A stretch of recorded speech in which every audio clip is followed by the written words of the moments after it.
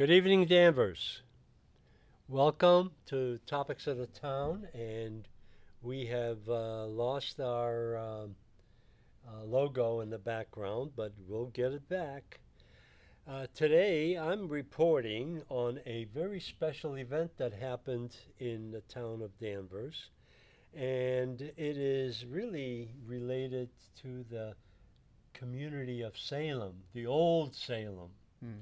And what I want to do is we have attended, today I have a special guest with me today, Mr. William Kosawan, and he has been living history in this town, and he has participated in a lot of reenactments and community relations activities. Mhm.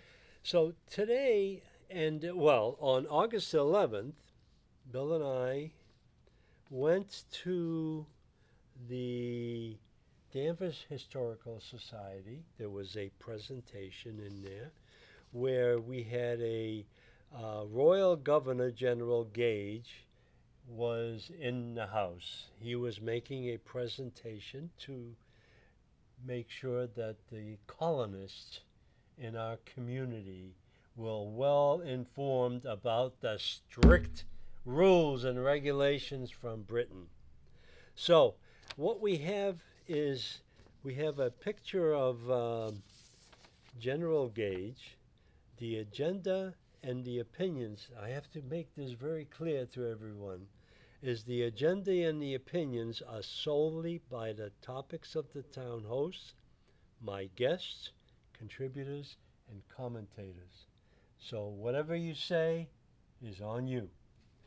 Thank you very much. And what I have here is a picture of the general, and you'll see that in the presentation that I filmed at the Historic Society. So the what what I have read and what I have seen at this presentation, this is the presentation by the Danvers Historic Society, but it's a 250th anniversary of the visit or the imposition of the general as the governor for the Massachusetts colony. Yes, sir. So maybe what you can do, Bill, is maybe just give us a little brief outline, and I'll lead it along. But the general starts talking about the summer of 1776, and at that time Danvers was a twinkle in somebody's eye Mhm. because we were all part of Salem, and at that time Gage was appointed the royal governor of Massachusetts. And I'll tell you, this presentation really impressed me because he is the man that came here in 1774 Mhm. in uniform. And I just want to give you a general idea. We'll insert these pictures later on, but the General Gage was a tremendous asset to this community, and he laid down the law. He did. So, Bill, if you can just, I just wanted to show you another picture of our grand revolutionary reenactments of British and revolutionary heroes. David McKenna was present at this presentation or this impersonation. And David did a wonderful job. He fits the role. I Oh, he mean, does. he is the revolutionary, and he wears the clothes and speaks the speak. So, Bill, maybe you can tell me a little bit about what your impression was of this presentation before we impose the hour and 15 minutes of the presentation that I recorded. And what we'll do is we'll run the the hour and 15 minutes after this presentation, but I want to get to some points that you want to make. Okay. So, Thank you. Well, hello. I'm Bill Costlewan. I'm here to discuss General Gage's 87 Days in Danvers, which some people view as the first campaign of the Revolutionary War. A little bit of backdrop. What brought the general here was he was appointed the new governor of the province of Massachusetts as a result of what we now know as the Boston Tea Party. At the time, it was known as the destruction of the tea. This was considered the first act of war. He came here, he relieved Governor Hutchinson, closed the port of Boston, and relocated the official port of entry to Marblehead. Salem is the new capital, and his residence here in Danvers and his office at the Page House. So that's the backdrop. His span of time here was June 2nd through August 27th of 1774. So that's the broad brushstrokes of what transpired. In terms of my relationship to the story, I was 8 years old back in September of 1959 when my parents purchased the property at 135 Sylvan Street in Danvers. And they had been looking for a new house for a while, but even as a child, they sensed there was something special about 135 Sylvan Street. The gist being is the house was situated on a historic site, specifically where the Linden's estate, as it is more commonly known, once stood, and it was there from 1754 to roughly 1930. The house that stands now at 135 Sylvan Street, which is a stately home itself, a mini estate on an acre parcel, is exactly situated where the Georgian period home known as the Hooper's Great House back in the time of General Gage, and that's where he lived. A little confusing that over time the structure was known by various names. At the time it was Hooper's Great House, also the General Gage House, the Judge Collins House, and the Linden's estate when the Peabody family owned it. And by just as a side note, the Century House restaurant, which is on Andover Street, otherwise known as 114, both commemorates the house and is situated on a piece of the initial parcel. The important part to my family was that British General Thomas Gage resided there during the summer of 1774, and back then someone had taken a shot at the house, which gave it a special twist. is the bullet still in the wall? Well, I forgot to mention that the house was purchased in 1930 and moved to Washington, D.C., and the bullet hole is still in the front door of the house. So, kind of an interesting twist. It is. I remember that when we moved in, we were visited by then town historian Charles Tapley, whose family dates back into the early times of Danvers, and was given a copy of his book, Country States of Danvers. I remember him vividly telling me, "Young man, it's very possible that the first shot of the Revolutionary War was fired in your front yard." And with that thought in mind, and now being Revolution 250 discovered Danvers, I have self-tasked myself as a personal goal and as a contribution to the town of Danvers is to find Dick Ellery's mural commemorating the incident, have it restored and hung prominently somewhere in the town. In addition to an attempt to address the cold case of who fired the famous shot and specifically when, as there is lingering debate as to whether it was August 26, 1774, which sent General Gage skedaddling back to Boston, or sometime after April 19, 1775, following the battles of Lexington and Concord, when the Minutemen besieged Boston, forcing the British out, otherwise known as General George Washington's first victory. Owen, if you could pop those two pictures, one of the entrance to the estate, and then one of the house that we were talking about. There's our general coming into the Danvers community, and that is the driveway of the house that you're caretaking it. Well, yes, my children live there. This photograph means a lot to me. I only wish that my grandfather and my father could see this. What we have here is a fellow named Paul O'Shaughnessy, someone I've known for years, who does a very nice job of reenacting General Gage. And this is the first time he is literally standing on a site, on or about a site where General Gage stood exactly 250 years ago. Behind him is the driveway extending out to what is now Sylvan Street. And at that time, right across the road, there was an encampment of two companies of redcoats as his bodyguard. Owen, could you go to the next one? This is the driveway that goes with that metal iron gate. Yes. And this is the house itself. Well, this is the current house. The current house, right. And once again, here's General Gage standing, or rather Paul standing, where General Gage probably actually stood 250 years ago. So it's a pretty significant moment. Hey, Bill, to me, Paul, is it Shaughnessy, right? O'Shaughnessy. Yes. O'Shaughnessy.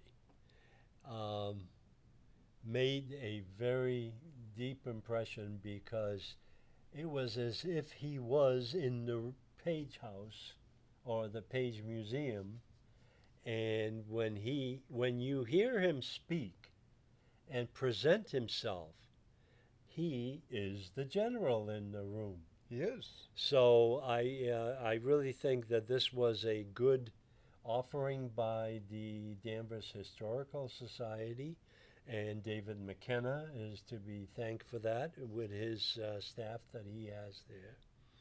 And I think what we need to do is, you want to show some of the other Ellery paintings.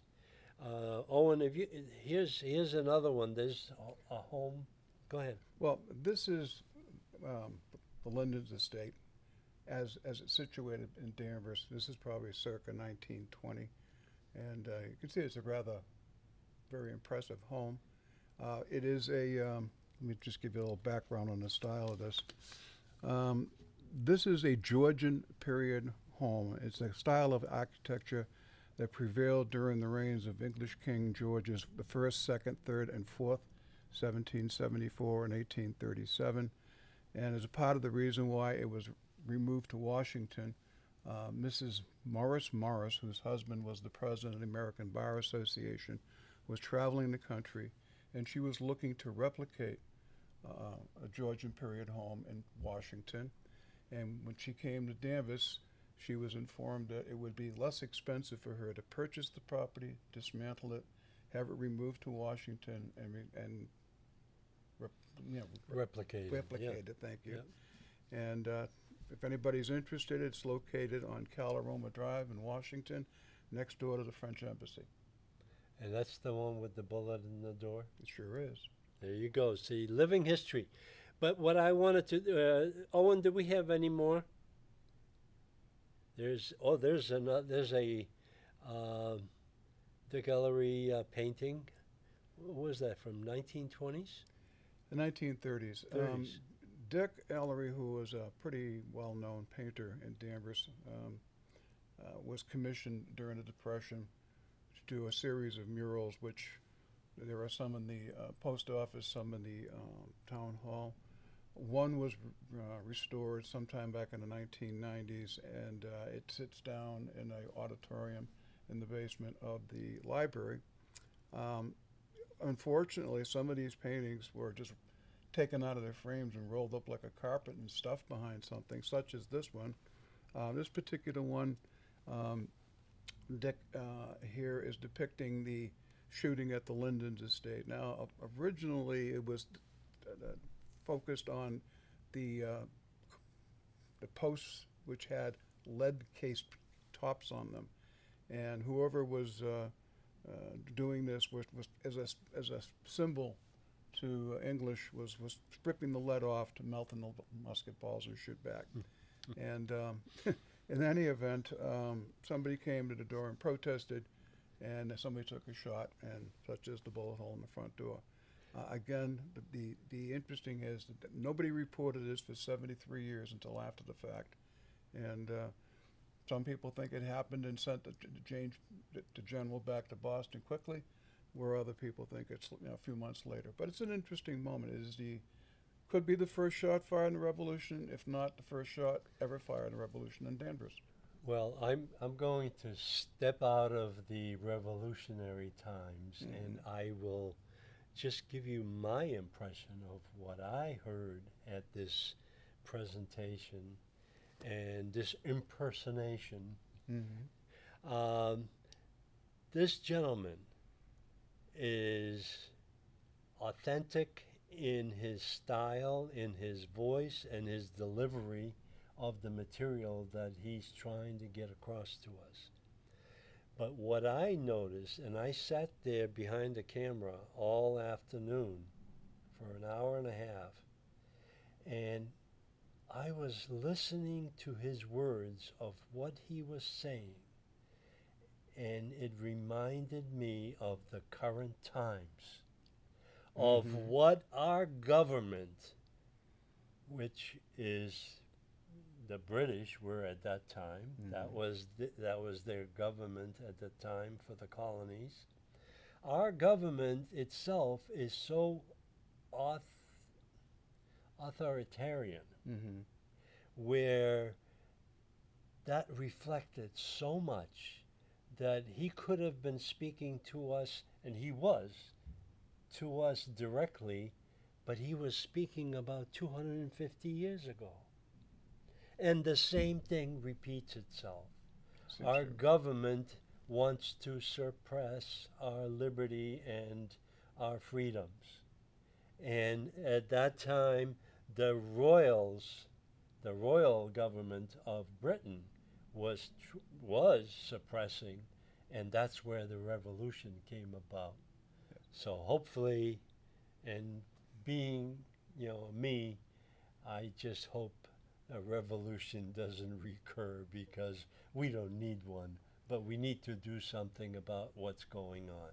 So, Bill, I want to thank you very much for sharing some of this personal impressions of what was going on in historic times in Danvers at your parents or your estate that you live at, but also of Mr. McKenna for inspiring this thing to go on. I appreciate that very much. So what we have is the complete presentation that was done on August 11th, 2024, and it's based on real detailed history, because we are drawn into a discussion with somebody that was in charge at that time. So hang on, watch the presentation, and I want to thank the Danvers Historic Society for doing this, and David McKenna and Mr. William Kosawan for sharing some of the personal experiences in regard to our history. And you have participated in reenactments, and you were British at one time too, Yes, I weren't was. you? Yeah. Oh, the redcoats. Oh, the revolutionaries. David McKenna is on the right side. So hang on and watch the presentation, and I will just let it go through the completion, through the end, after all the questions are asked. And enjoy the show, and thank you for listening and being part of the 250th year celebrating the anniversary of General Gage coming to dictate to Danvers, or the Old Salem Township. So good night, and take a look at the film. We'll see you next week. All rise. General officer on deck.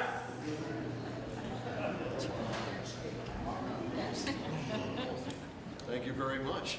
You may be seated, please. Sir.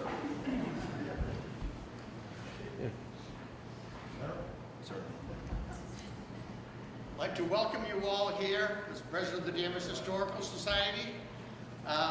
We got a very interesting program today. I've heard Paul speak. I'll let Karen give his introduction, but first I just want to read our Native American land acknowledgement. The Danvers Historical Society recognizes and acknowledges that this meeting is taking place in the ancestral homeland of the Nonkeg band of the Massachusetts Pawtucket tribes and the Agawam people of the Algonquian tribe. For centuries, this community moved through and lived upon this land. They followed the seasons, hunted, fished, raised families, grieved for their dead, never still living, shared the stories of their ancestors, and considered themselves the caretakers of the land in this area. The Danvers Historical Society asks you to join us in acknowledging that the Massachusetts Pawtucket community and the Algonquian community, their elders, both past and present, as well as future generations. The Danvers Historical Society is committed to the process of recognizing the strength and resilience of all indigenous nations. The Danvers Historical Society is also committed to incorporating the study and dissemination of this land's native history into its mission.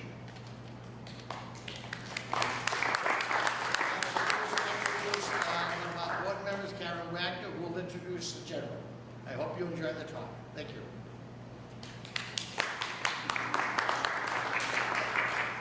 Thank you, Dave, and once again, welcome, and thank you all for taking time out of your busy weekend to be with us today.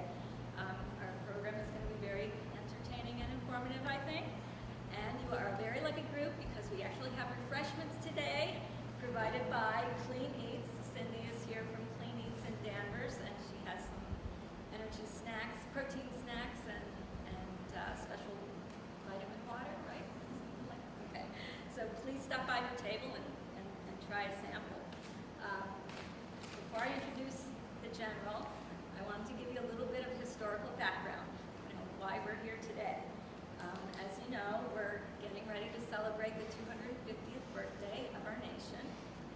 Here in Massachusetts, we get to start celebrating early because so much of what happened prior to the Revolution happened right here in this area. So you'll see commemorations and events popping up all over the area over the next 2 years, so keep an eye out. Here in Danvers, most people know that we were the home to the very first royal governor of Massachusetts. That was John Endicott. And we were also the home to the very last governor of Massachusetts, who was General Gage. Now, Excuse me.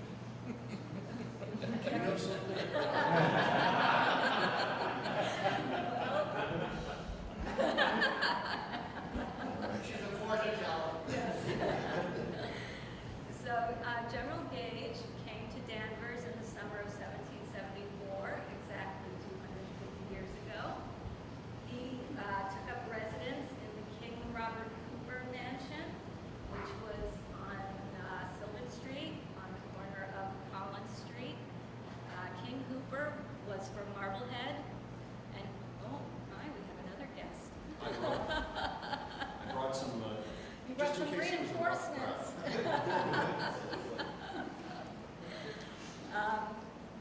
King Robert Hooper was a loyalist, hence his nickname King.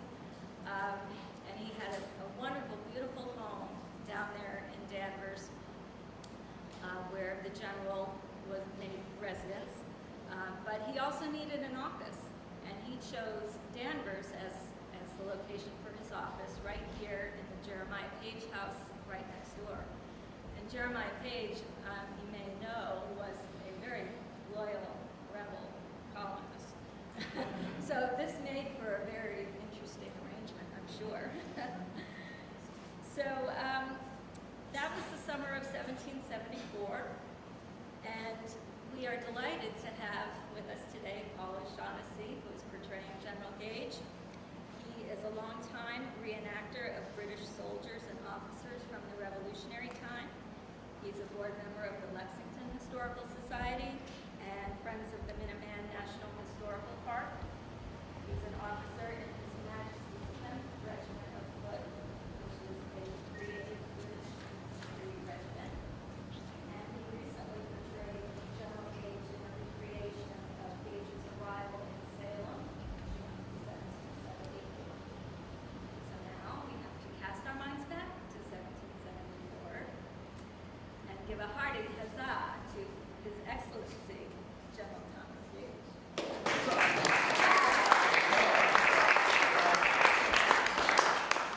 Thank you very, very much for that gracious introduction.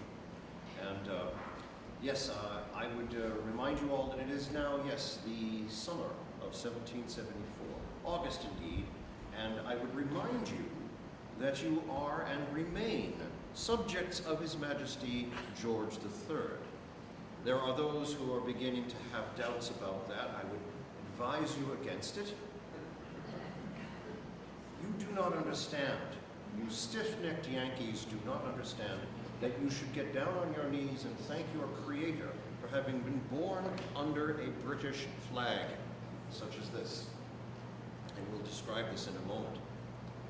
The rest of this planet, I would have you know, as you well know, is ruled by absolute monarchs, dictators, warlords. If Mr. Pickering and Mr. Derby and Mr. Adams and the rest of them were to have pulled their shenanigans in, Paris, they would simply have disappeared. It is only here and under the beneficent rule of Parliament and King and the British Constitution that you are allowed these wanderings of loyalty to His Majesty. So, I am pleased to bring to you today my argument and my sentiments in this regard. As described, I was appointed the governor of Massachusetts early this year by His Majesty.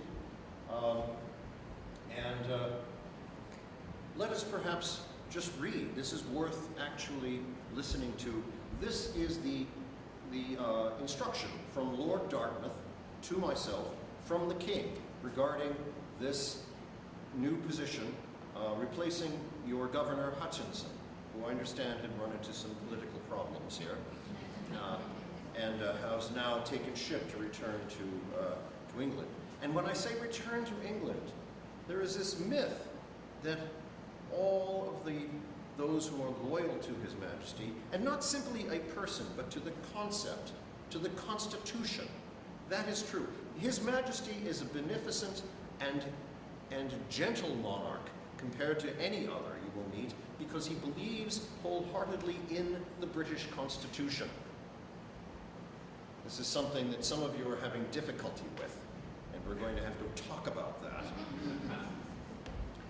But this is the letter that I received on the 9th of April of this year, 1774, from Dartmouth. The King, having thought fit that you should return immediately to your command in North America, remember, I've also been here for a while. I'm the Commander-in-Chief of the Army in North America. And that you should proceed directly to Boston on board His Majesty's ship Lively, now lying at Plymouth, ready to sail with the first fair wind.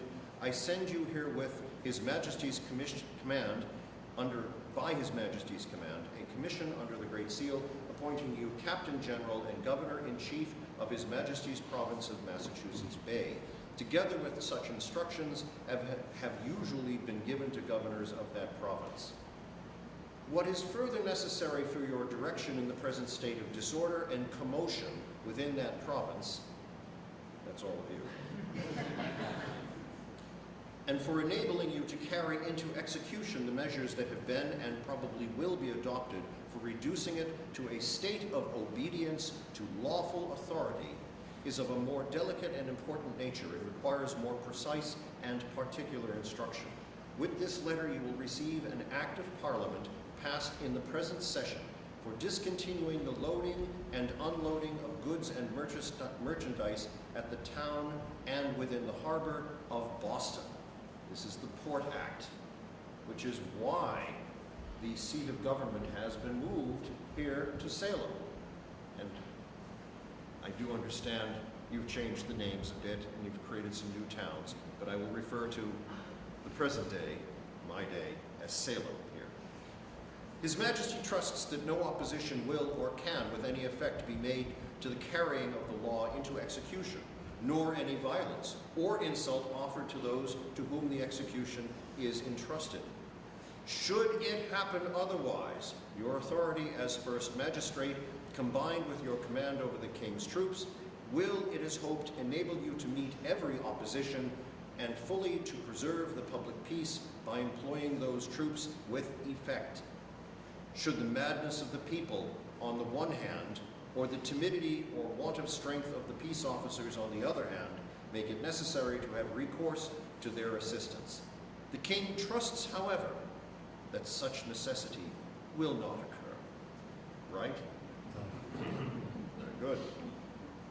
And commands me to say that it will be your duty to use every endeavor to avoid it, to quiet the minds of the people, to remove their prejudices, and by mild and gentle persuasion, to induce such a submission on their part to this law and such a proper compliance with the just requisitions it contains as may give full scope to His Majesty's clemency and enabling His Majesty to exercise the discretionary powers given him by the Act of again restoring to the town of Boston those commercial privileges and advantages which it hath long enjoyed and which have raised it to the present state of opulence and importance.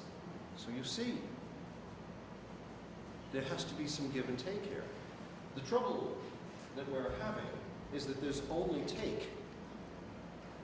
The lenity and reasonableness of His Majesty's proclamations in this regard and the acts of Parliament have been answered by outrage after outrage after outrage.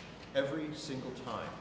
I take you back a bit to what you now seem to refer to as the Tea Party, where the troops had been removed from Boston, all was seemingly on a reconciliatory course, yet these sons of liberty took it upon themselves to throw not a small amount of tea into Boston Harbor. Did they think for just a moment that this would bring no reaction whatsoever? What government would admit to this? What government would sit aside and not react? And so Parliament has reacted, and the port of Boston is closed. We therefore have moved the seat of government here to Salem, which we are told is a far more conservative and loyal part of the Massachusetts Bay Colony, and that hasn't quite turned out the way we had expected, but it's a start, and it's an attempt. But first, there is this persistent feeling or rumor that His Majesty's agents, officers, and army are alien to this territory, that they're invaders, they're being created as some sort of alien force. I would argue that that is far from the case. Now, I myself was born in 1719 in East Sussex, England. My father was the first Viscount Gage. So yes, I am a member of the aristocracy. Second son, however, I'm not going to be a Viscount. So I was educated in the Westminster School in London, and soon after joined the army as an ensign. That is my role. My brother, he becomes the Viscount. Joined the army as an ensign, purchased a lieutenant's commission in 1741, then a captain's in 1743. Saw action in Flanders during the War of the Austrian Succession, and then part of a garrison in Ireland where in 1751 I was promoted to lieutenant colonel. Now in 1755, at the outbreak of the French and Indian War, which I would remind you was begun by a certain colonel from Virginia, who we will meet later. My regiment shipped to North America, where it participated in the Braddock expedition to Fort Duquesne, attempting to subdue that French fort, but this ended in a terrible ambush and defeat at the hands of the French and their native allies. Briefly, during that battle, Mr. George Washington, Colonel George Washington of Virginia, and I remained as the two commanders of various parts of the Army. And that effort brought us both praise and denigration for our handling of the affair. It was a terrible, terrible defeat, now known as Braddock's defeat. In the summer of 1756, I served as a second-in-command in a failed expedition to relieve Fort Oswego on Fort Ontario, and then followed by that by a canceled attempt at Louisbourg, a French fortress in what is today your Nova Scotia. In some frustration at how the war was being handled, I proposed in 1757 the creation of a regiment of light infantry that would be better suited to the woodland fighting going on. And this plan was accepted, and I returned to New Jersey, now as a full colonel, to recruit such a regiment, the 80th Regiment of Light Armed Foot, the first light armed regiment in the British Army. And this regiment adopted the petite guerre, or small war tactics of the natives and the French and the Rangers. And it advanced the cause of light infantry, which we have employed very well in the British Army. The concept that all we do is march in straight lines is absolutely not true. The uniform of the 80th was brown coat, waistcoat, leggings, black gaiters, black leather cap, black buttons, not the gaudy red that you think of associated with the British units. And while I was in New Jersey, by the way, I had time to meet, court, and engage to my wife, Margaret Kemble, beauty, a local beauty, and we love each other very, very much. We've been happy ever since. So, coming to America was a wonderful thing for me. The 80th fought in horrific battles around Lake George and Lake Champlain, and eventually the war was won against the French and their Indian allies. And unfortunately, the Army turned away from these light infantry tactics and disbanded the 80th Regiment at the end of the war. They appointed me, however, Commander-in-Chief of the Army. And the first challenge that I dealt with was something called Pontiac's Rebellion. The previous Commander-in-Chief had instituted, Jeffrey Amherst had instituted policies that enraged the native tribes in and around the Great Lakes in the Michigan area. And the natives rose up under Pontiac. We were able to defend those outlying forts, and we did manage to solve it diplomatically with a peace treaty. I am hoping that that is a portent of the future, and that we may all be able to solve these problems we're having diplomatically. Did you hear that, sir? Diplomatically. Yes. Good right. Yes. I established my headquarters and home in New York, and have watched with trepidation as the political atmosphere has declined and has deteriorated between the mother country and her colonies in the wake of the Stamp Act, the Demarcation Act, and others.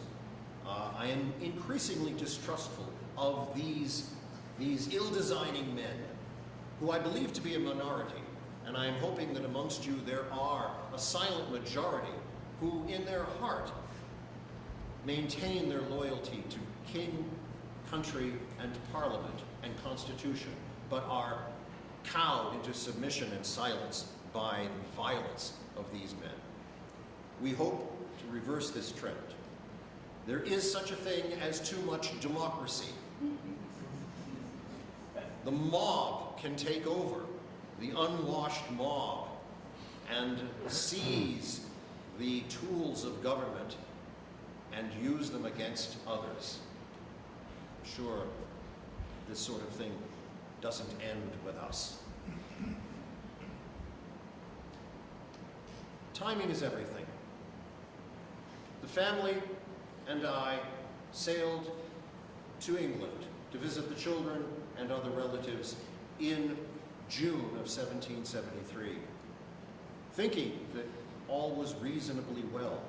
But during that time, in December, that is when this tea party occurred. And when word of it arrived in London, I was called to advise and assisted Parliament in the creation of these laws. And again, the principal one being the Port Act, closing the port of Boston. A measured and reasonable response to absolute illegality and criminal behavior sponsored by the denizens of the waterfront in Boston. Again, what are we to do? Look the other way? And I am then appointed, someone thought it was a good idea to appoint me as governor of Massachusetts, as the person best capable to bring these people together and somehow solve this problem. We arrived in May on the Lively in Boston. Now, upon arrival in Boston, I was given polite reception by all. Feasts, dinners, speeches. However, as I wrote at the time, I would have liked less ceremony and more submission.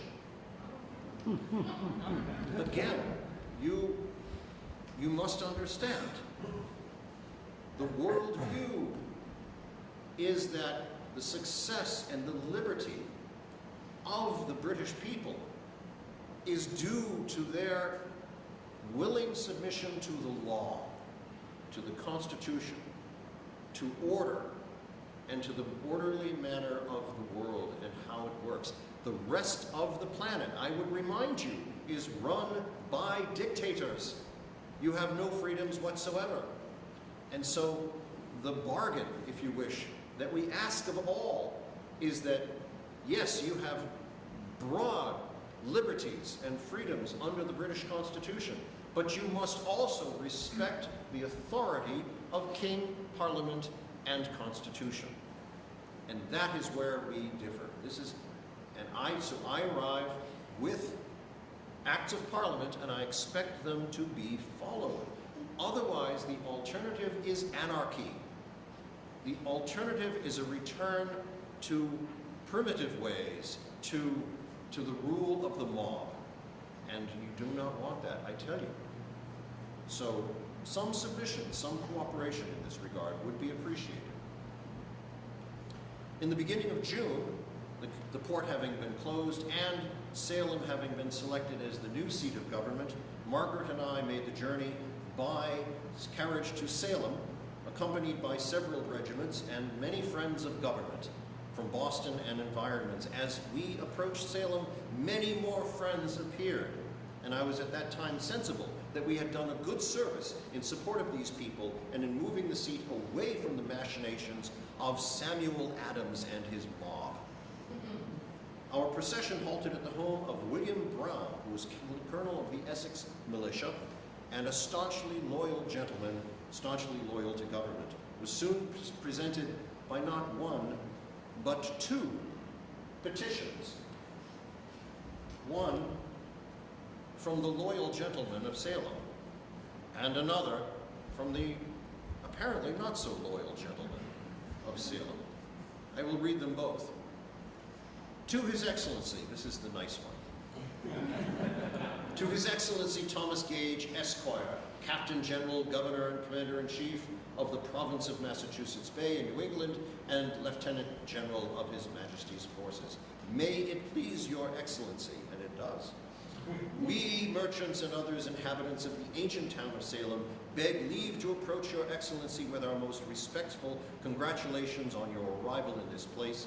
We are deeply sensible of His Majesty's paternal care and affection for this province in the appointment of a person of Your Excellency's experience, wisdom, and moderation in these troublesome and difficult times.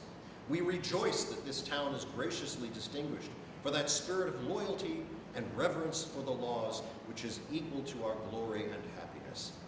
From that public spirit and warm zeal to promote the general happiness of men, which mark the great and good, we are led to hope under Your Excellency's administration for everything that may promote the peace, prosperity, and real and authentic welfare of this province.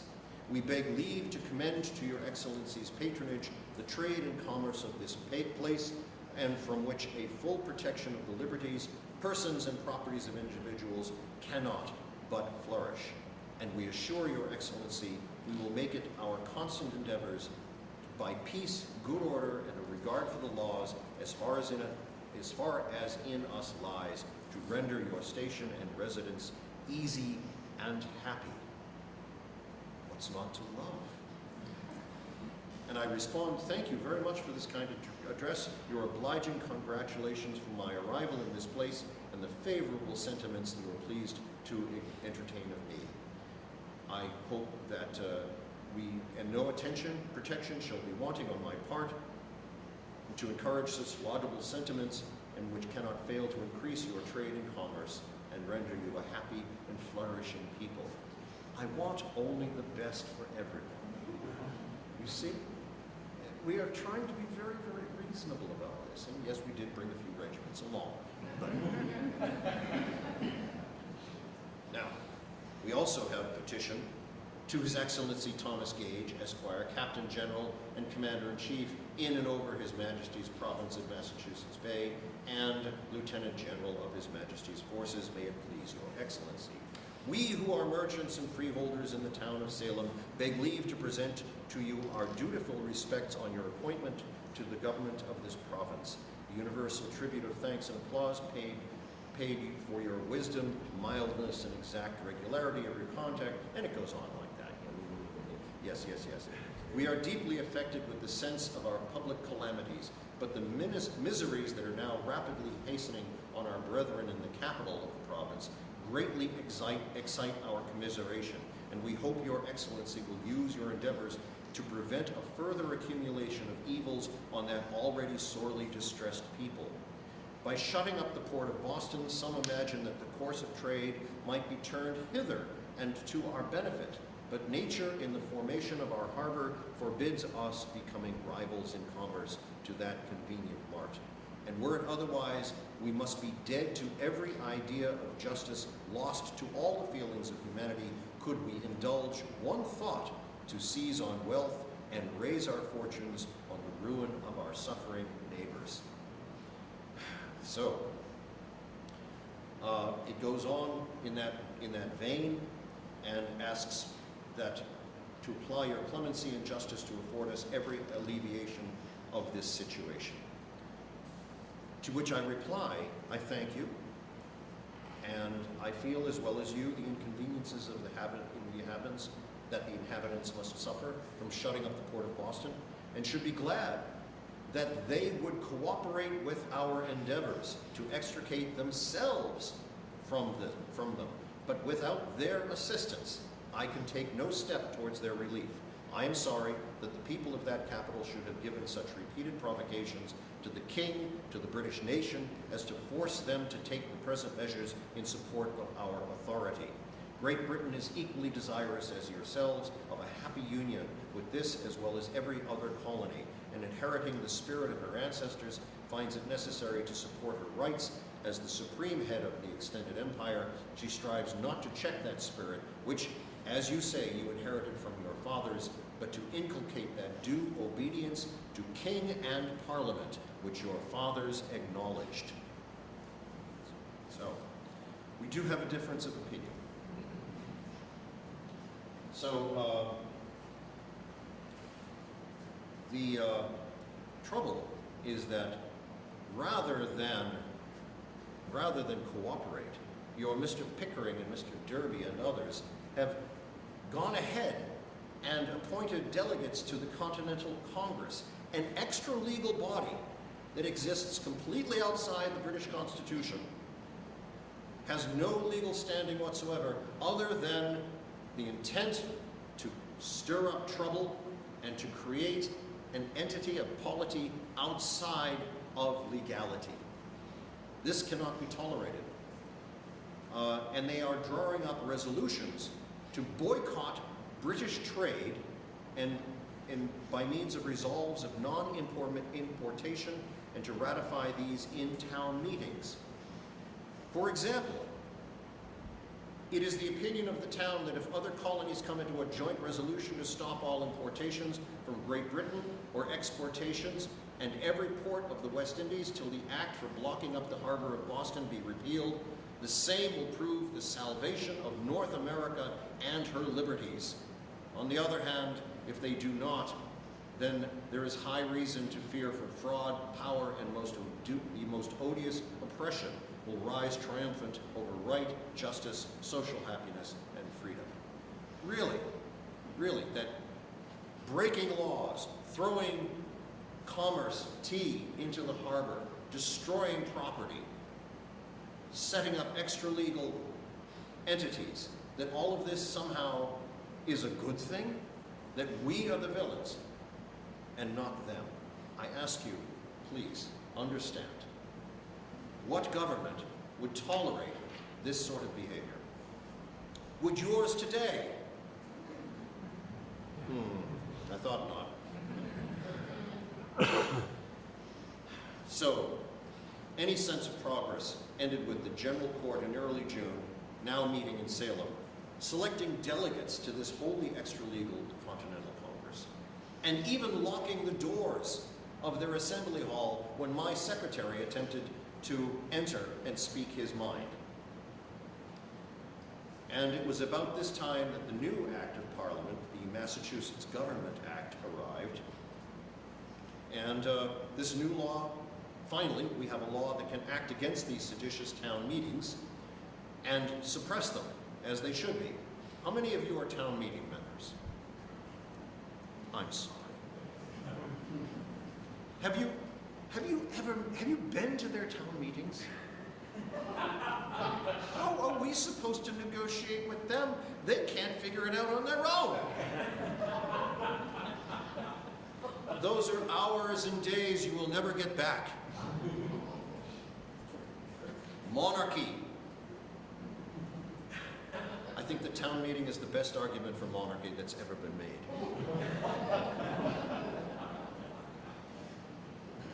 And this sends a message to these bullies that their very charters are suspended for their insulting behavior to the crown. And in response, these people laid new plans for new assemblies, contravening the act and creating even more committees of correspondence, committees of safety, committees of this, that, and everything else. Eager to right this ship, I issued a proclamation, because I know that what you need is another proclamation. For the encouragement of piety and virtue, and for preventing and punishing of vice, profanity, and immorality. I'm looking at you, yes. In humble imitation of the laudable example of our most gracious sovereign, George III, who in the first year of his reign was pleased to issue his royal proclamation for the encouragement of piety and virtue, and preventing of vice and immorality, I, by and with the advice of His Majesty's Council, publish this proclamation exhorting all of His Majesty's subjects, all of you, to avoid all hypocrisy, sedition, licentiousness, and other immoralities, and to have a grateful sense of all of God's mercy, making the divine laws the rule of their conduct. I command judges, justices, sheriffs, and others to use their utmost endeavors to enforce the laws and restrain all vice and sedition. Earnestly recommend to all ministers of the gospel that they be vigilant and active in inculcating a due submission to the laws of God and man, something that your ministers have not been doing. In fact, they've been preaching sedition from the pulpit. And by every means in their power, to contribute what they can toward a general reformation of manners, restitution of peace and good order, and a proper subjugation to the laws, as they expect the blessings of heaven. Given this day, 21st day of July, in the 14th year of his reign, George III. Unfortunately, this seems to have had little effect. And by August, your selectmen were employing yet another subterfuge, using their committee of correspondence to call town meetings, elect delegates to an Ipswich convention, another extra-legal entity, and I threatened them with certain arrest by the magistrate, or if necessary, by the soldiers in camp nearby, should this behavior continue.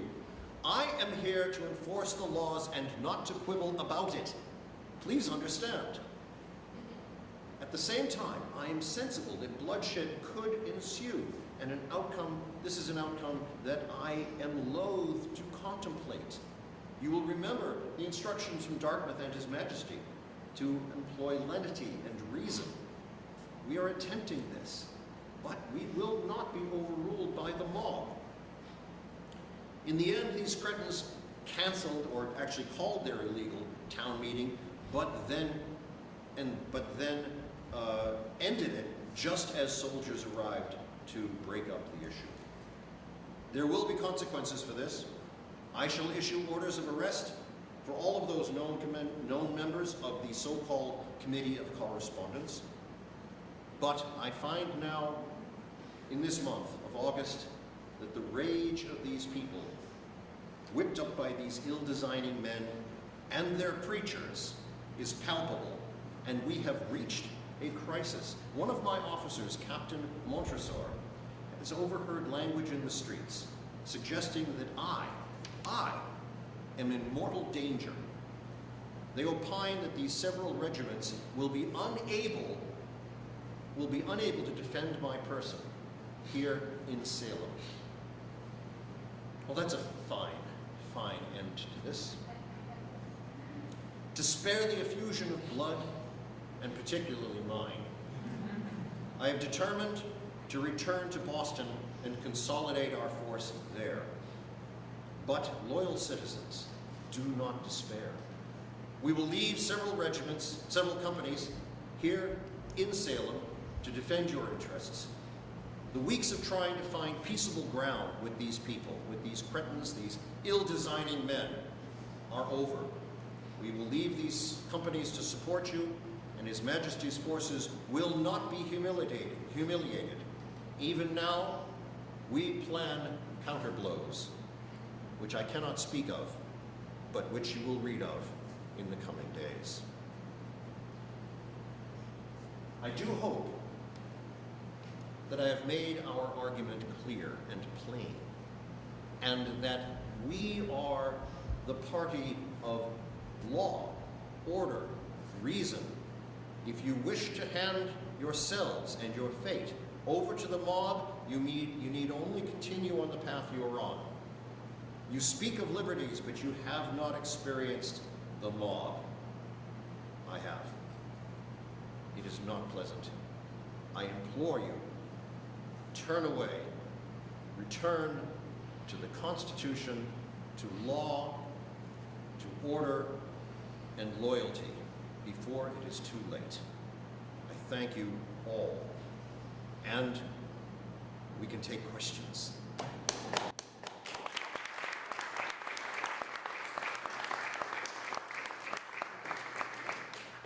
General, I have two questions for you. The first question is the message that you received from the Salem merchants that were not particularly happy. Yes. And talked about the calamity. Did they sign that petition? They did. They did. They actually were bold enough to put their names to it. Bless them. Now, of course, simply a petition to the governor, to their governor, is no illegality. It was all perfectly legal, and I responded appropriately. So that itself was not. It was useful to know who they were. And secondly, you've spoken many times about the Constitution that we all live under. Where is that Constitution written, General? It is the entire body of law. It is not actually a written constitution. I must admit that. The British Constitution is one of the greatest entities or the greatest mechanisms in the world, but it is a body of law. It is a tradition. It is a balance of powers. It is what makes our monarch a constitutional monarch who himself believes in the primacy of Parliament. So the Constitution that I refer to, in which you all benefit from, is not a line-by-line written document, I must say. Yes, ma'am. You have asked us to, you've appealed to us to return to the Constitution and the Parliament, but we lack representation in that Parliament. Surely George III would want us to be represented in that Parliament, because then it would pull the rug out from under the revolutionaries. I am sure that all things are possible. Yes. In fact, I did not mention that my family and I myself are long members of the Whig contingent in Parliament and in Britain. And we are sensible of this. Actually, I would support that in a heartbeat. But not under these circumstances, not where there are bullies and mobs ruling the streets. We must bring that under order first, and then we can negotiate this. Absolutely.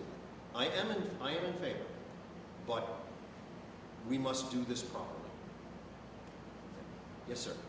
General, I was going to ask you if the relocation of the capital was part of the Massachusetts Government Act, but you said it just right. So was it part of the Boston Port Bill, or was that your decision? It actually was part of the Boston Port. Well, it was not written in the Port Bill. That's correct. That was a narrow document that addressed the closure of the port. But there had been a decision made, supported by Dartmouth, myself, King, and the ministers, to move the capital. Prior to my arrival. Yeah. That was always a plan.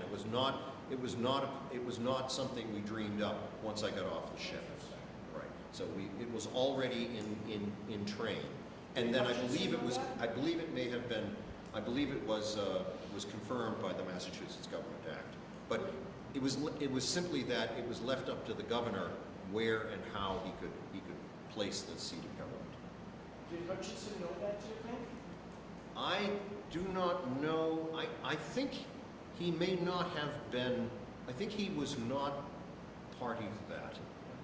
He was clearing up his affairs here in Cambridge and Boston prior to leaving. So he was actually, once in London, I do know that Thomas Hutchinson is an advisor to the King and to the ministers, but I do not believe that was part of his decision making.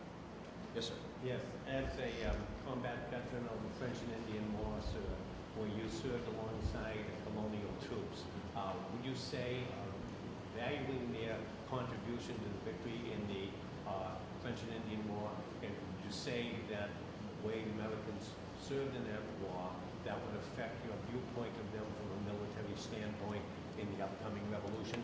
Yes, very much so. Worked alongside these people. There was a great variety of behaviors and such from the colonial troops. Some of them very well led, some of them very less well led. There were both cowards and heroes amongst them, as in any army, as in anything. What I will say, and they were absolutely strong contributors to the victory against the French. There's no doubt about that, and they deserve every accolade for that effort. Right? Thank you. What I will say is that I have not, until now, or I would say that I did not see in the people and in their militias the level of outrage and the level of commitment that I'm beginning to see from these militia companies here in Massachusetts today. This is something new, and I have written, or I'm composing a letter back to the ministries in which I have urged them, I've told them, and I'll quote from the letter, if you think to send 10,000 men, send 20. If you think to spend £1 million, spend 2. You will save both blood and treasure in the end. We must either negotiate with these people, or we must give the whole thing up. Or we must either negotiate with them from a position of strength, or we must give the whole thing up. Yes. Anyone else? Yes, sir. How can I determine your rank by your uniform? I am, well, this is an era where we have a small professional army and we know each other. So I do not have specific insignia on today. I'm really dressed more as a governor than as a military officer, a little of both here. But there would be epaulets that would tell you a rank, but the general design and the facing color here will tell you that I'm a royal officer of high rank. It does not say specifically which. I am a lieutenant general at this point in my career. Yes, sir. One more question, General. You mentioned your wife, who's from New Jersey. Yes. What can you Jersey tell us girl. about her parents and her background? Oh, so she is of a wealthy family in New Jersey, the Kembles, and I believe they're essentially large landowners in New Jersey, south of New York, not too far from the city, and well established. And their politics at present have been on the loyal side. They are respected, but I think that everyone is going to have to start to pick sides soon. Things are getting difficult out there. How do you feel about the governor of New Jersey? Well, he's in a difficult spot. Let me just say that. The governor is all of the governors are at present loyal gentlemen, supportive of His Majesty and of law. And the governor of New Jersey, I think, he must do more to, again, either overawe these rebellious ruffians or submit to them. They are either at your throat or at your feet. So he's in a difficult situation. Yes, sir.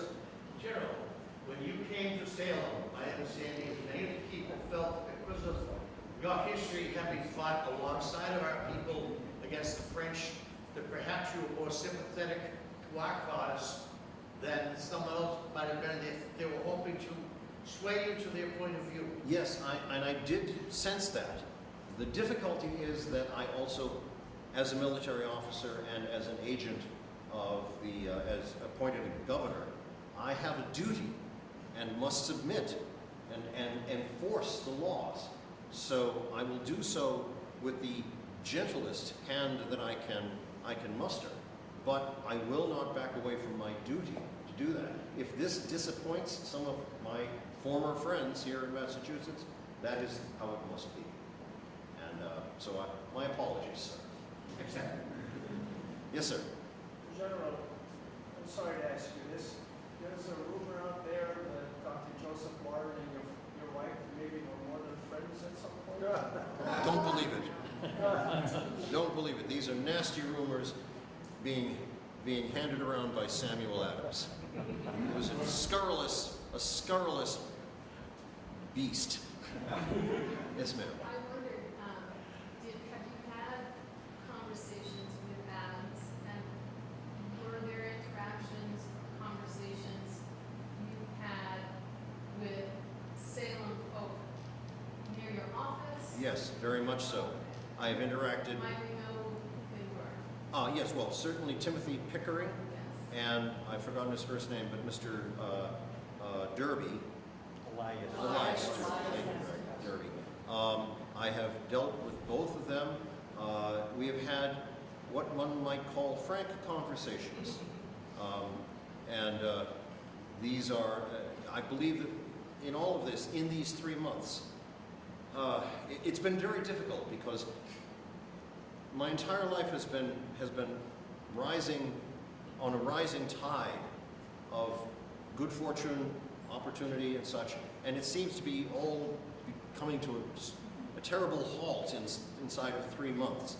We started with Mr. Pickering, with the Massachusetts legislature, Mr. Adams and others, attempting, as you had pointed out, sir, a cordial middle ground, attempting to find that.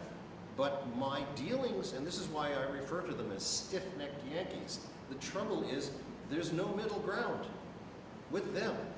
You step forward, they stay where they are. You step forward again, they stay where they are, or step back. And we cannot long operate that way. I have finally told them my mind on these subjects, and we have had some severe arguments. And in fact, I have found it necessary to issue arrest warrants for some of these people, the members of these committees of correspondence and such. Again, totally extra legal. The Massachusetts Act, the Massachusetts Government Act, suppresses their town meetings, and they cannot call them. except for once a year and under tightly controlled circumstances, because it is in these town meetings that this sedition gains hold. So they must, it has simply been the opinion of Parliament that they are not operating in the interests of the British government and Constitution, so they must be suppressed. This is a terrible disagreement that we have with Mr. Pickering, Mr. Derby, and all of the rest, but there it is. I do hope you understand. I see both sides, but I must do my duty. General, to be honest, this is our representative to the local Great General Court. Ah. So she's one of the troublemakers. Yeah, very good, very good. So I must tell you a little story. This is more me speaking. That I was introduced one evening to Governor Patrick one evening, and I was dressed to my Excellency. And he turned to his aide and he went, "See, I don't get that."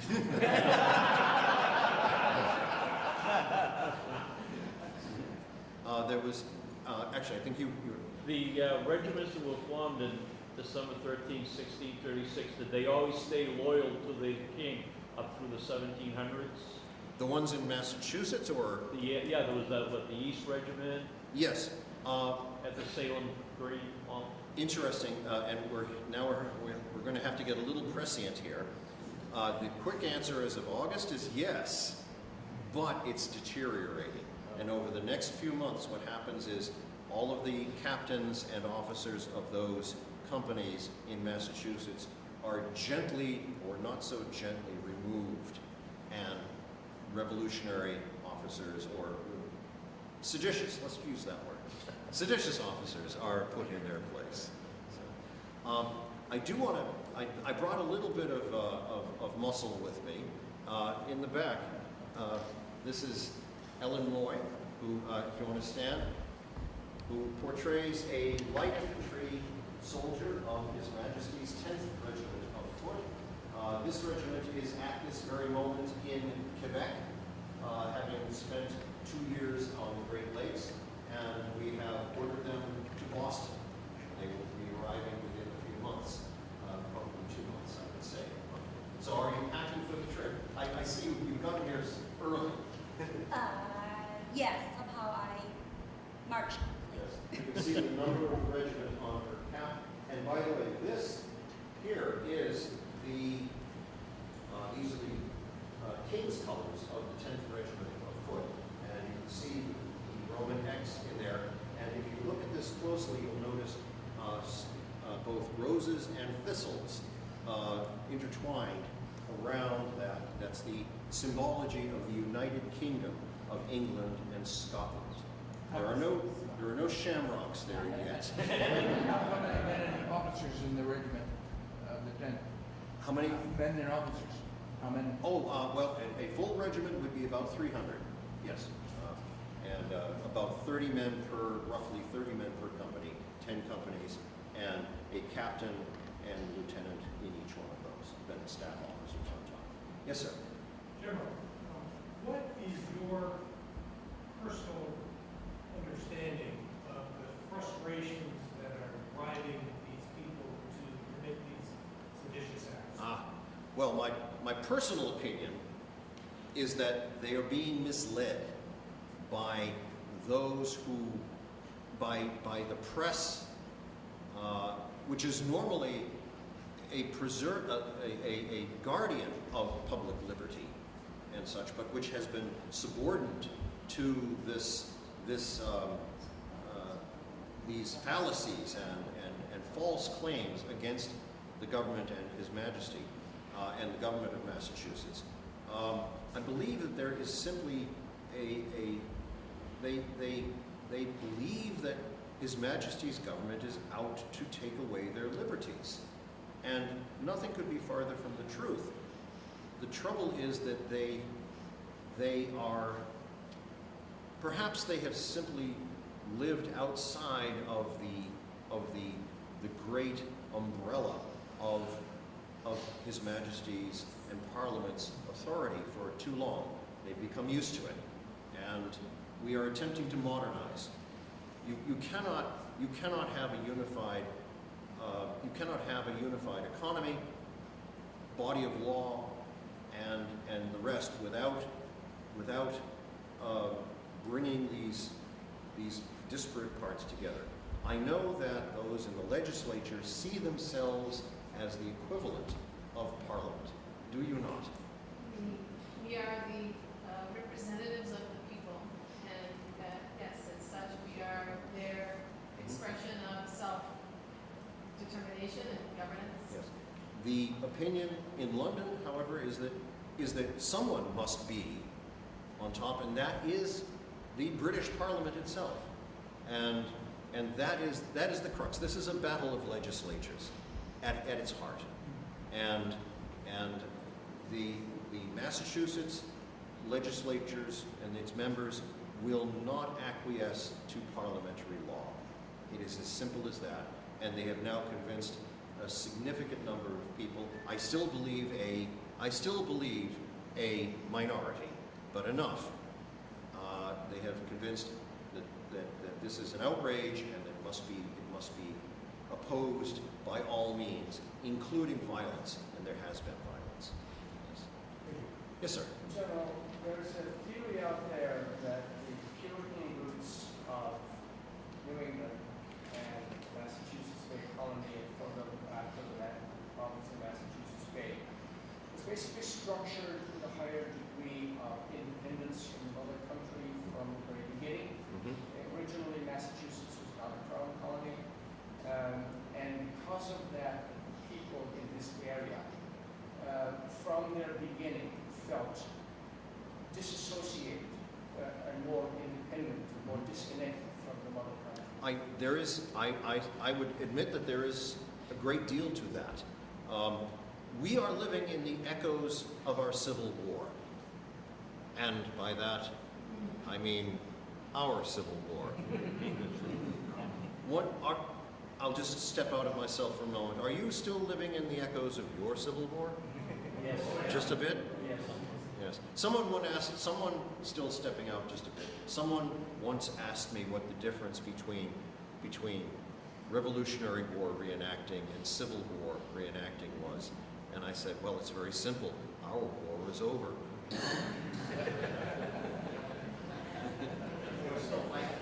So in 1775, we are living in the echoes and the consequences of the English Civil War.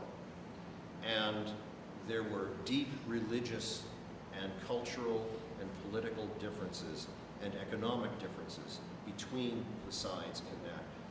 Massachusetts is peopled almost exclusively by those who fought for the parliamentary side, for the anti-monarchist side. And we've had a reestablishment of the monarchy, mostly in consequence of the hell that was created in England by Oliver Cromwell and his cohorts. But I give it to you, you people all seem to think that Oliver Cromwell was the best thing since butter on bread. You continue to refer to him as the great Republican hero. Well, we do not. Not if you're Irish. Well, exactly. You're absolutely right. Well, things have changed a little bit in Massachusetts, but yes. Yes, your ancestors here are many, many things, but tolerant of Irish Catholic soldiers. Catholics on their northern frontier. There's another act coming. You don't want to hear about it right now, about Quebec, and other such things. So, yes, there is an enormous difficulty here in Massachusetts that these people see themselves as God's agent on earth, and their God is a Protestant, Puritan God. They refer to him in their songs, New England's God. If you've heard the song Chester, all right, you know, and so they feel the hand of that God on their back, and they do not acknowledge other authority well. That is, so together, these are the roots of this. So we are attempting to find middle ground if it exists. But if it does not exist, we are not simply going to walk away. And then we'll try to wrap it up. Yes? Tell me about your jacket.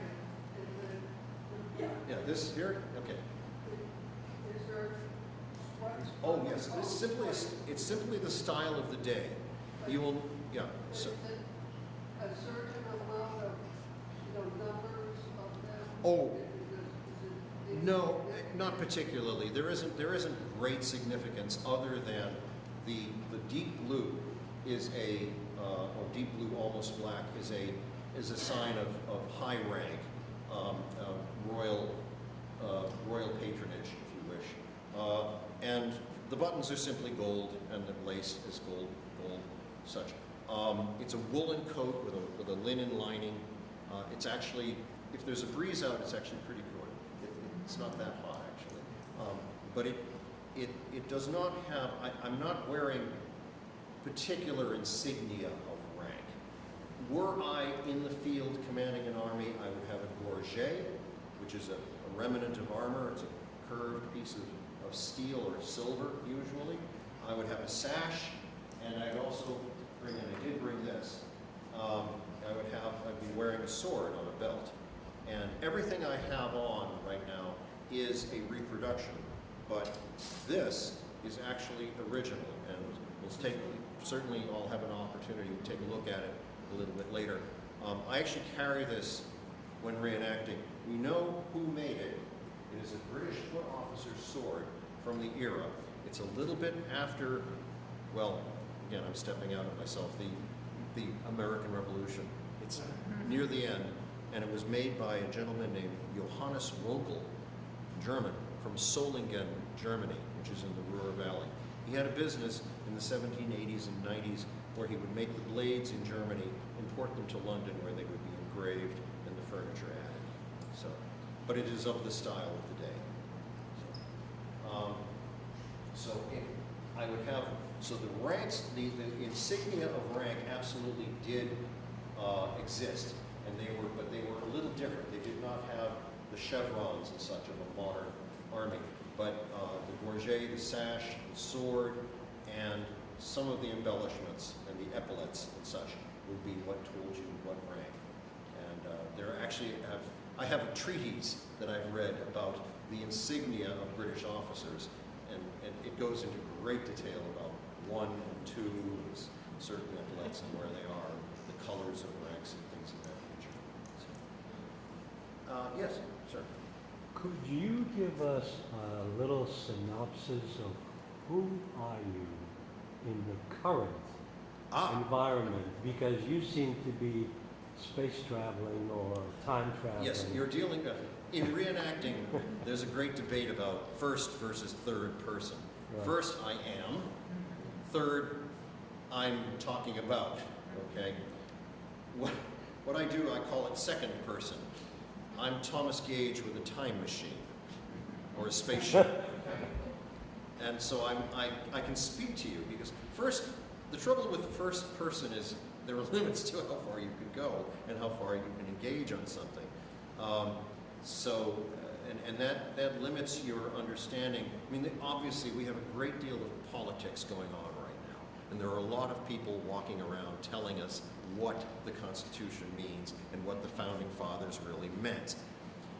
My answer is, read a book first, okay? Then talk to me about it, okay? So the critical thing is, I don't believe you can understand the United States today, and certainly not Massachusetts, without understanding the colony and the colonies in general. Then a lot of things start to become clear.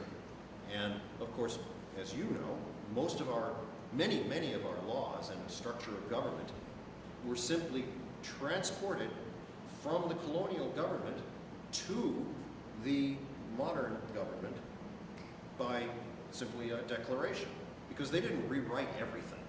And there was a new constitution, but the fundamentals of a governor, a legislature, a bicameral legislature, that all, the governor's council, all of those date back far into the past. So, and of course the United States government and the Constitution, there's a great deal of language borrowed from the Massachusetts Constitution. You read Massachusetts and you're like, yeah. So speaking about myself, I've simply been, I'm actually, in real life, I'm an engineer. Yay, all right. Electrical engineer. I work for a biotech company and all of that. So, but I've always been fascinated by this era. I actually like the 18th century better than the 19th century. And you can have the 20th century. The 18th century is often referred to as an age of enlightenment. And it certainly wasn't for everybody. But there were concepts and ideas being handed around that are with us to this day, and they are gems. The idea that there is equality, that men and women and all are, and when they say men, I believe they meant everybody, were born equal and all of that. Now, was it implemented as written? No. We know that. Absolutely. There were huge disparities. And we have been, and that's why it's referred to as a work in progress and continues to be.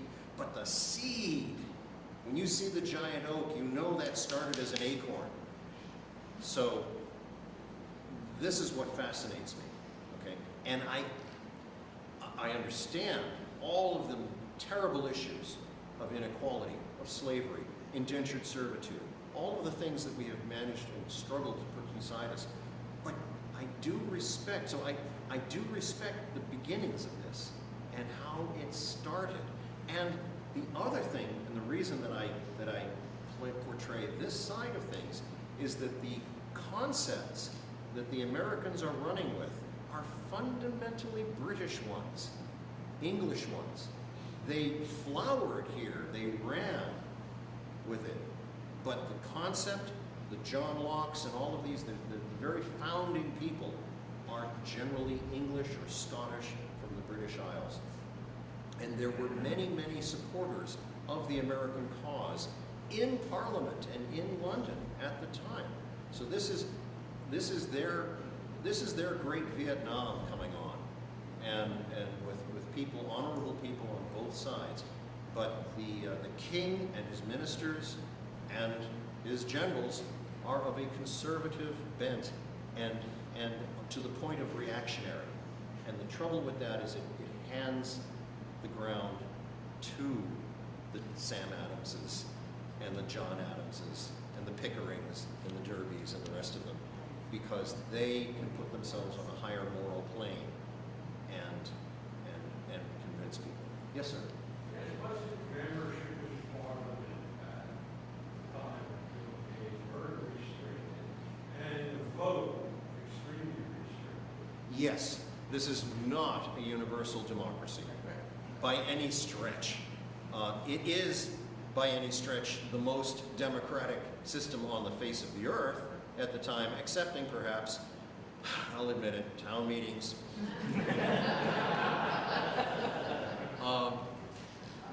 But yes, Parliament and its systems and the boroughs and the election of members of Parliament is highly irregular and evolving. It is not until you get into the 19th century that you begin to see more universal, and into the 20th century, actual universal suffrage about members of Parliament. And so at this time, it is mostly the aristocracy or the well-heeled that are managing to get into Parliament.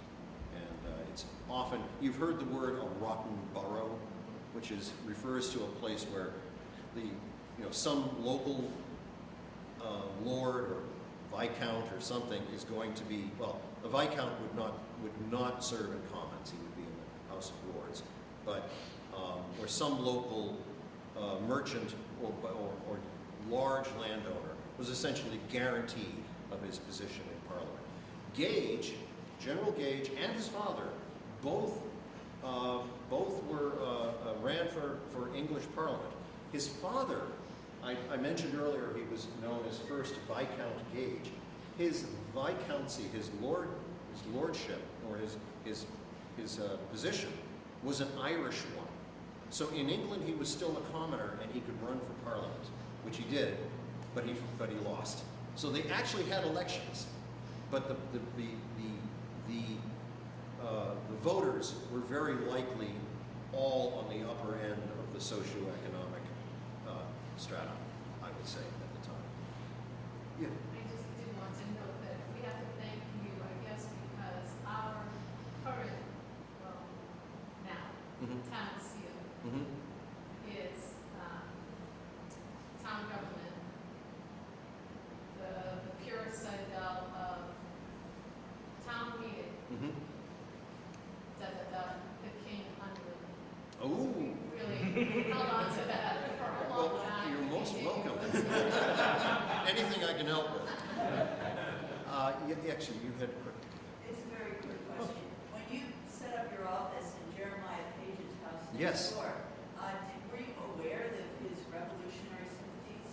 Was that a way of keeping track of them? No. It was simply an empty house.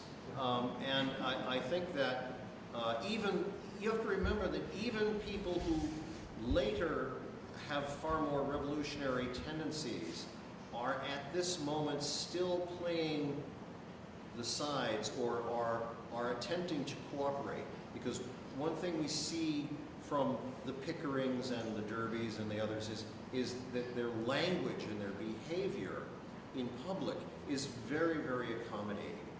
But as with Sam Adams and others, in the background, they're plotting and causing trouble. So this was simply his summer house, and it was empty at the time.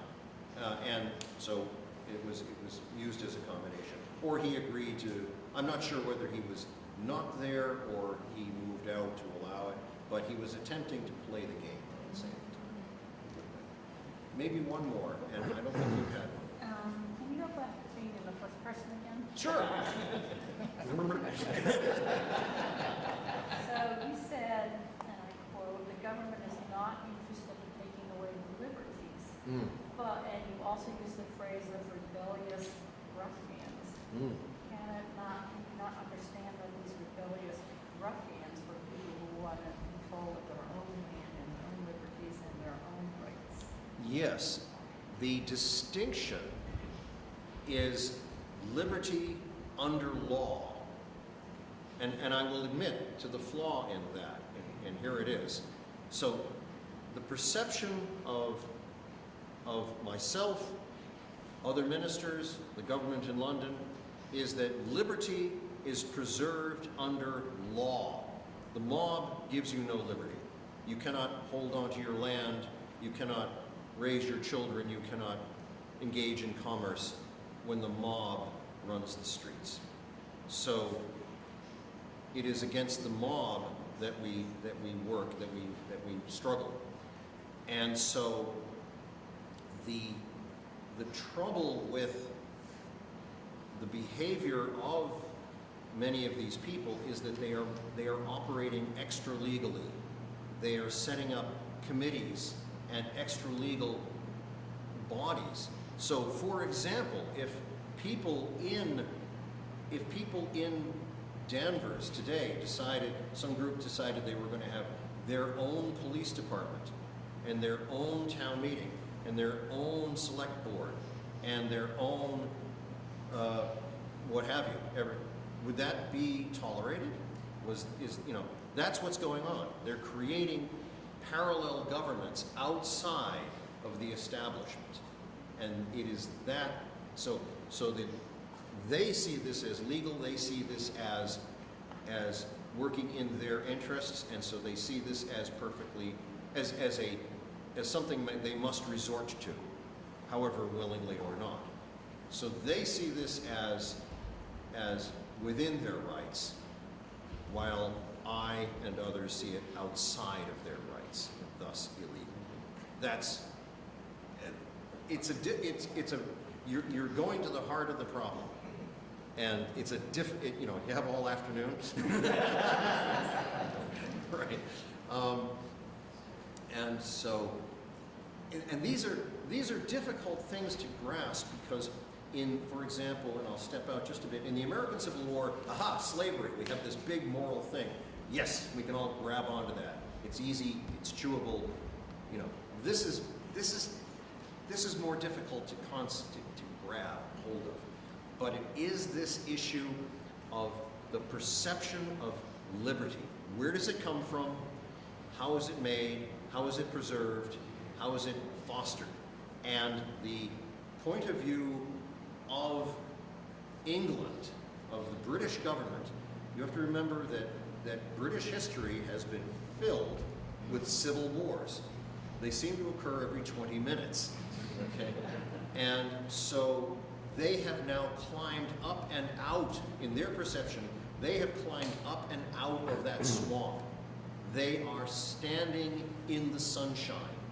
They are at the pinnacle of human endeavor in the world at the time. However imperfect it may be, they are not at each other's throats anymore. And so they hold to that, to Parliament, to Constitution, to law, to monarch. They hold on to it for dear life, because to let go of it is to let go of everything that is important.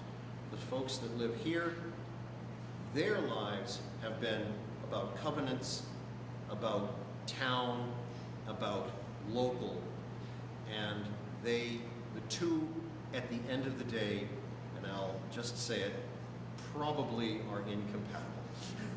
And there may be trouble yet. I hope that answers. Yeah. It's a worldview problem. Yeah, and one last. When you saw the unrest coming, if you needed reinforcements, how much of a turnaround time to send to England to get your troops would it take? About a month. About a month. Yeah, something like that. So I would see people back here maybe 2 months. So I've sent to, for example, to Quebec and to New York for reinforcements in Boston. They are going to be arriving in September, October, and November. But if we needed to go back to England, how? That's a little longer. That's going to be probably early next year. Right. But I think I'd like to get back up here maybe February sometime. You know, see what we can do. All right. Thank you very much.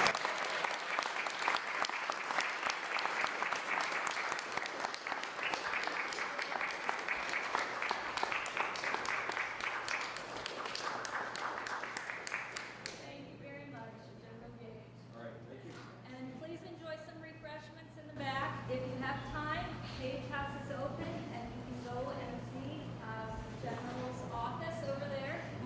There's also some interesting things to read in there as well. And do speak with our private soldier over there, light infantry.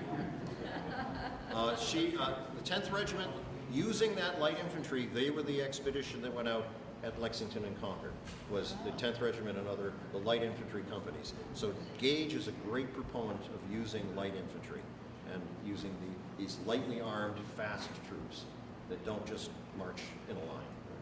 Excellent job. Thank you.